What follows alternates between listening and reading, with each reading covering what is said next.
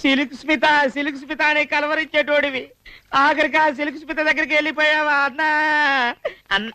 ఒంటి మీద దెబ్బలేం కనపడట్లేదు. కొంప తీసి సొరచేపలు కొరకరాని చోట ఏమైనా కొరికి చంపాయేమో అన్నో. అన్నా, నువ్వు పిచ్చి కుక్క గరిచి తెచ్చినా బాధపడేవాడిని కాదు, ఏడుసు రోగం వచ్చి తెచ్చినా బాధపడేవాడిని కాదు.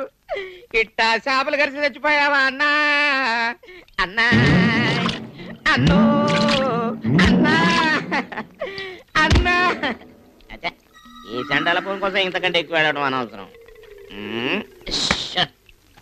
ఇప్పుడు ఈ శవాన్ని ఏం చేయాలబ్బా? పొయ్యి తీసి పాతి పెడదామంటే కూలి దండగా, పోనీ చితి పెర్చి కాల్చేద్దామంటే కట్టెలు దండగా. ఈ శవాన్ని ఇక్కడే వదిలేసిపోతే ఏ గజ్జి కుక్కలో గుంట నక్కలో గద్దలో కాకులో పెక్కు తింటాయి, కనీసం వాడికైనా ఆహారంగా పనికొస్తాడు. సెలవన్న